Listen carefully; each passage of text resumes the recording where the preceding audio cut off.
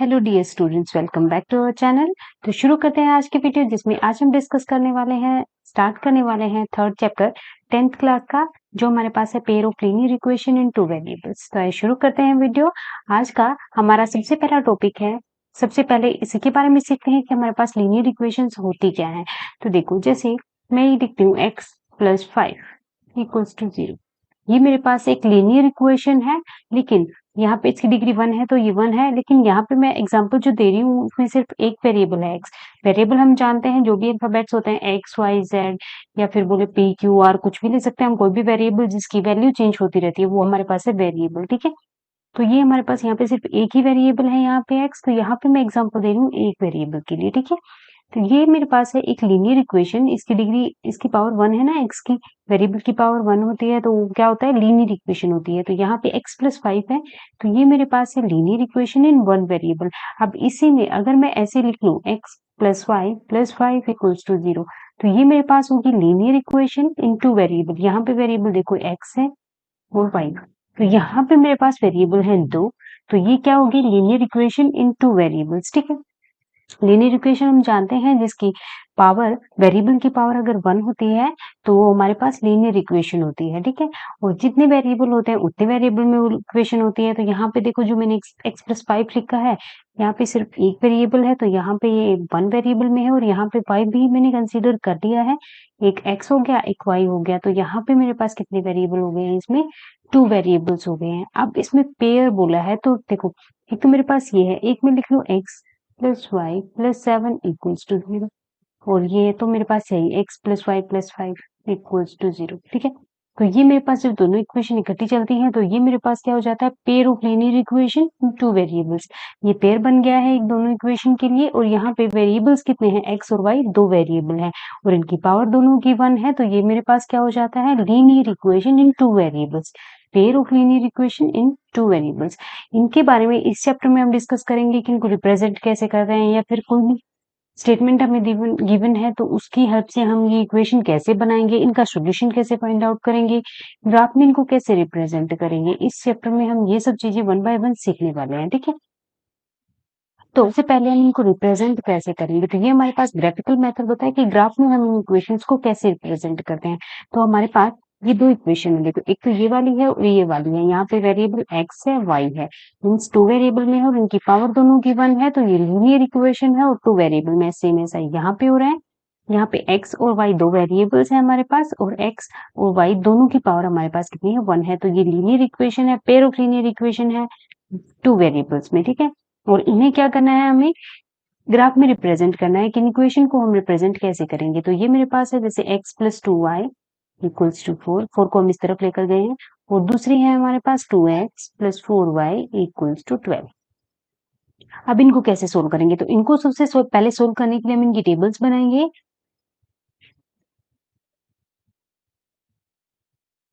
ये हमारे पास यहाँ x की वैल्यू होगी, यहाँ y की वैल्यू होगी। पहले हम इसके लिए फर्स्ट के लिए, और ये सेकंड है हमारे पास, इसके लिए फर्स्ट के लिए टेबल बना रहे हैं। ठीक है, देखो, मान लो मैं x की वैल्यू 0 पुट कर लूं, तो y की वैल्यू मेरे पास क्या मिलेगी, देखो, x की वैल्यू यहाँ 0 पुट करूंगी तो y की वैल्यू यहाँ से मुझे 2 मिल जाएगी।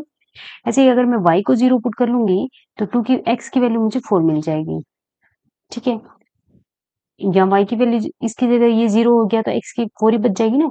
अब अगर मैं x की जगह 1 पुट कर लूं तो मेरे पास क्या होगा, x की जगह मैं 1 पुट कर लेती हूँ, x की जगह मैं 1 पुट कर लेती हूँ, फिर मेरे पास y क्या आता है, देखो, यहाँ पे अगर x की जगह मैंने 1 पुट किया है तो ये इस तरफ आके 3 हो जाएगा, और y इज इक्वल टू 1.5 हो जाएगा। ठीक है, ऐसे ही अगर मैं y की जगह 1 पुट कर लूं तो मुझे x क्या मिलेगा, यहाँ 1 पुट कर लेती हूँ तो ये 2 हो जाएगा। ये इसके लिए टेबल बन जाएगी। अब सेकंड के लिए टेबल बनाते हैं, तो यहाँ x की वैल्यू होगी, यहाँ y की वैल्यू होगी। x की जगह अगर मैं 0 पुट कर लेती हूँ तो y मुझे क्या मिल जाएगा, यहाँ से 3, और अगर y की जगह मैं 0 पुट कर लेती हूँ तो x मुझे मिल जाएगा 6।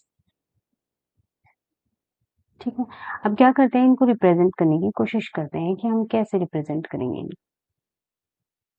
ये 1 2 3 4 5 6 1 2 3 4 5।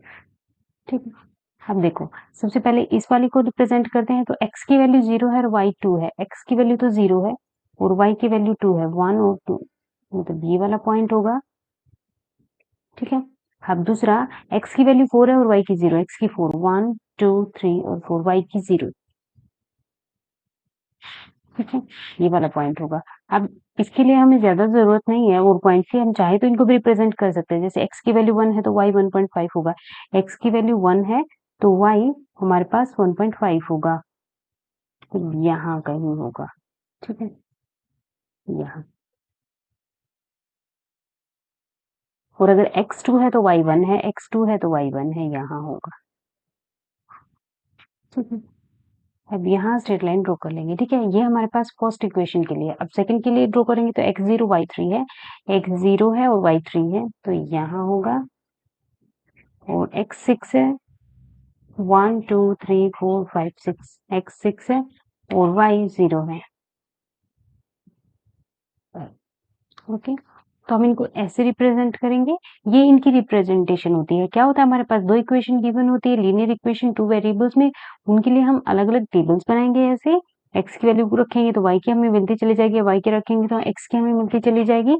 ऐसे मिल जाएगी, उनको क्या करेंगे, हम ग्राफ में रिप्रेजेंट करेंगे। ग्राफ में जो जो वैल्यू उठा के प्लॉट करते जाएंगे, ये हम ऑलरेडी सीख चुके हैं पिछले क्लासेस में कि ग्राफ में हम कोई भी वैल्यू होती है उसको कैसे रिप्रेजेंट करते हैं, तो यहाँ पे ऐसे रिप्रेजेंट करते जाएंगे। तो ये इसकी क्या हो जाती है, ग्राफिकल रिप्रेजेंटेशन होती है। ज्योमेट्रिकली जब लाइंस को हम रिप्रेजेंट करते हैं तो किस तरह से करते हैं, वो ये होता है हमारे पास। ठीक है, नेक्स्ट देखते हैं। एक तो ये होता है कि हम ग्राफिकली रिप्रेजेंट करके देखें और फिर देखें कि उसका क्वेश्चन क्या कर रही है वो लाइन, उनका जो रिप्रेजेंटेशन है वो कैसे हो रही है, मतलब वो एक दूसरे को कट कर रही है या पैरेलल जा रही है, वो एक दूसरे के ऊपर लाई कर रही है।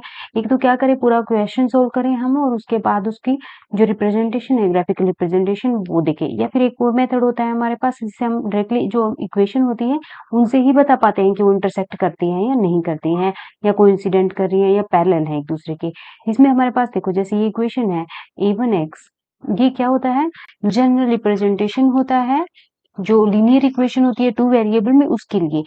ये हमारे पास x का वेरिएबल कोफिशिएंट होता है, ये y का कोफिशिएंट होता है b1, और c1 क्या होता है, कांस्टेंट होता है ax plus by plus c।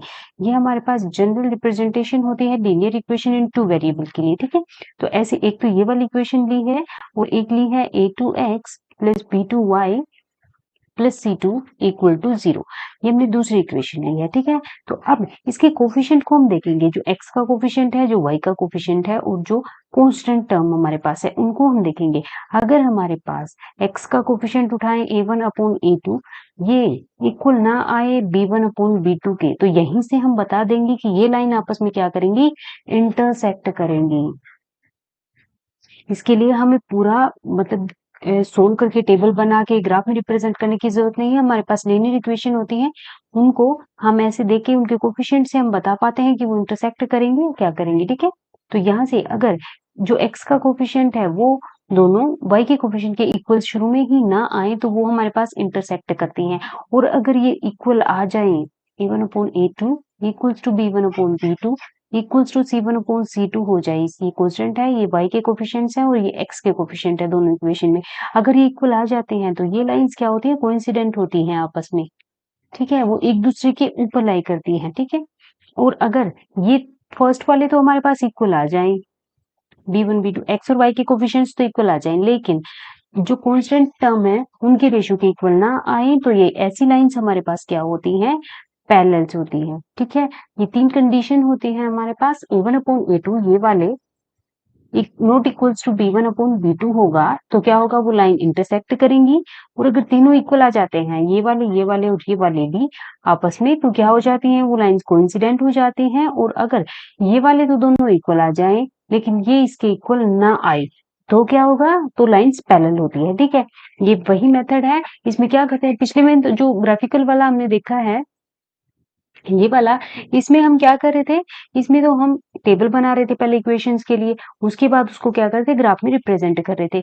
लेकिन इसमें क्या कर रहे हैं, हम डायरेक्टली कोफिशिएंट से हम बता पा रहे हैं कि वो लाइन इंटरसेक्ट करेंगी या कोइंसिडेंट करेंगी या वो एक दूसरे की क्या होंगी, पैरेलल होंगी। ठीक है, नेक्स्ट देखते हैं। अब हमारे पास इनके ऊपर बेस्ड कुछ क्वेश्चन है। जैसे क्वेश्चन है हमारे पास, इसमें आफ्ताब बोलता है अपनी डॉटर को कि 7 years ago, 7 साल पहले, I was 7 times as old as you were, आप जितने थे उससे मैं क्या था, 7 गुना ज्यादा बड़ा था। और अब से 3 साल बाद, and also 3 years from now, अब से 3 साल बाद, I shall be 3 times as old as you will be, आप जितने हुए मैं उससे 3 गुना ज्यादा बड़ा हूंगा। इस सिचुएशन को हमें क्या करना है, एल्जेब्रिकली और ग्राफिकली रिप्रेजेंट करना है। ठीक है, तो इसके लिए हम क्या कर लेते हैं, मान लेते हैं लेट आफ्ताब इज,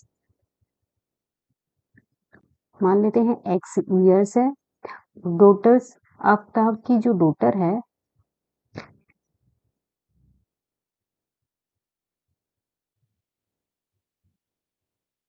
उसकी एज क्या है हमारे पास, y years। ठीक है, ऐसा मान लेते हैं। तो देखो 7 years ago जो आफ्ताब होगा उसकी एज क्या होगी, x-7 होगी, 7 साल पहले। अगर आज ये प्रेजेंट में हमने माना है, क्या माना है, आज प्रेजेंट में आफ्ताब की जो एज है वो x years है, और उसकी डॉटर की एज ये कितनी है, y years है अभी। ठीक है, 7 साल पहले जो आफ्ताब होगा उसकी एज ऑब्वियसली x-7 होगी, और जो उसकी डॉटर होगी उसकी एज कितनी होगी, y-7 होगी। ठीक है, क्या बोला है हमने, क्या किया है, आज के लिए दोनों की एज मान ली है, आफ्ताब की एज मान ली है हमने x years, और आफ्ताब की डॉटर जो है उसकी एज हमने मान ली है y years है। तो 7 साल पहले कितनी होगी, उसमें से 7 साल घटाएंगे ना, उतनी ही तो होगी 7 साल पहले, तो आफ्ताब की तो होगी x-7, और उसकी जो डॉटर होगी उसकी होगी y-7। ठीक है, तो क्या बोलता है कि 7 साल पहले जो एज थी उसमें जो आफ्ताब है वो 7 गुना ज्यादा बड़ा था।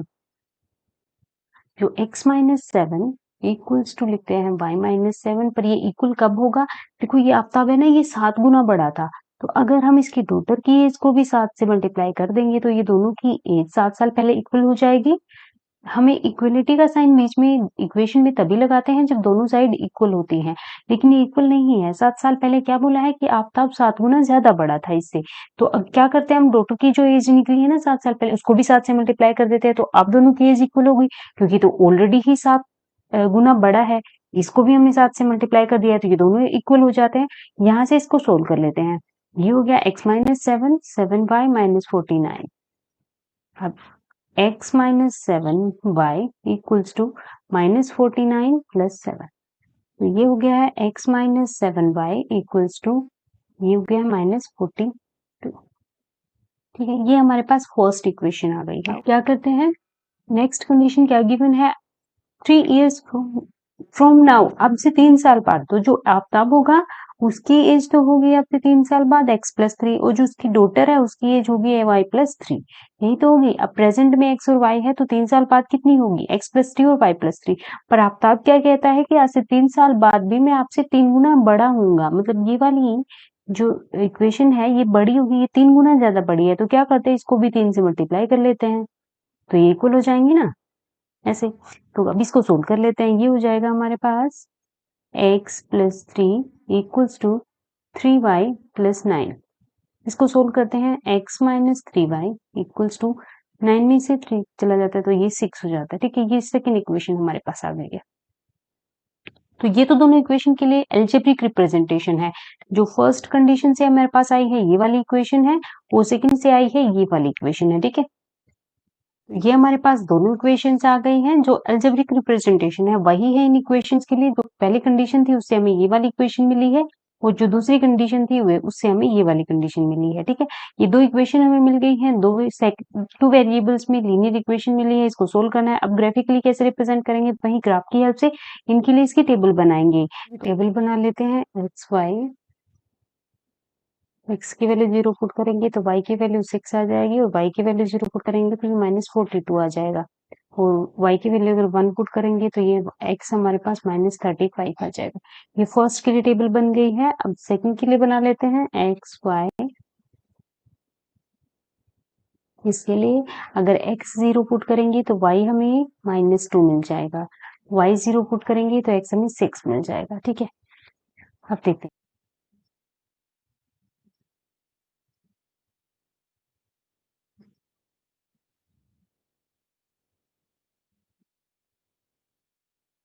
जिसमें ये 0 है, यहाँ पे ले लेते हैं 10, यहाँ पे ले लेते हैं 20, यहाँ पे ले लेते हैं 30, यहाँ पे 40, ये 50।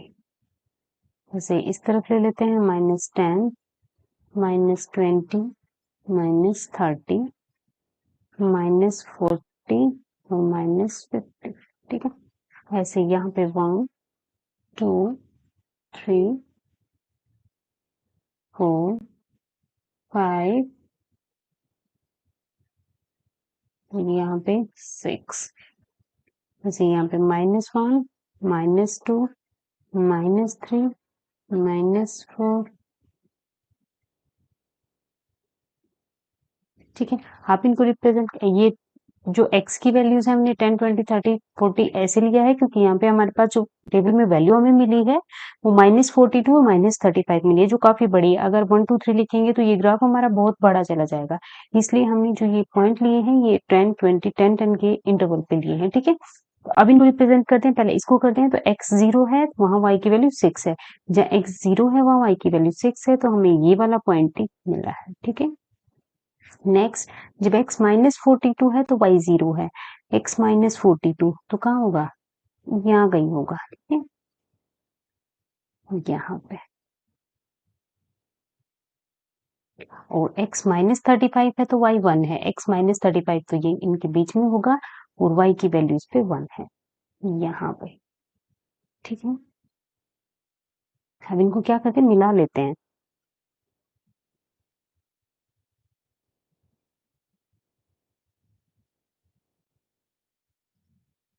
ऐसे स्ट्रेट मिला लेंगे बिल्कुल। तो एक लाइन ये जो पहली इक्वेशन से हमें मिली है वो ये मिल गई है, और दूसरी को रिप्रेजेंट करते हैं। जब x की वैल्यू 0 है तो y -2 है, x की वैल्यू 0 है y -2 है, तो यहाँ होगा ये पॉइंट। और जब x की वैल्यू 6 है y 0 है, x की वैल्यू 6 कहाँ होगी, यहाँ कहीं होगी, और y 0 होगा, तो यहाँ से होगा। ठीक है, अब क्या करते हैं, इनको मिला लेते हैं।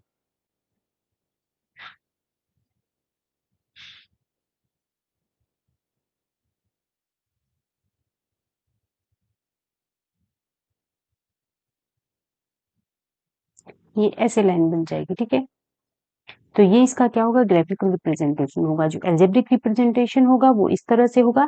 हमें इसकी एल्जेब्रिक इक्वेशन बनानी पड़ेगी, लीनियर इक्वेशंस बनानी पड़ेंगी 2 वेरिएबल्स में। एक को x पर एज्यूम करेंगे, एक को y एज्यूम करेंगे, यहाँ से हमें 2 इक्वेशन मिल जाएंगी। उसके बाद इसकी टेबल्स बनाएंगे और उसको फिर क्या करेंगे, ग्राफ में रिप्रेजेंट करेंगे। तो ये था इसका रिप्रेजेंटेशन, एल्जेब्रिक और ग्राफिकल रिप्रेजेंटेशन। आगे की जो चीजें हैं उनको हम कंटिन्यू करेंगे नेक्स्ट वीडियो में। तो आज के लिए इतना ही, मिलते हैं नेक्स्ट वीडियो में। Thanks for watching.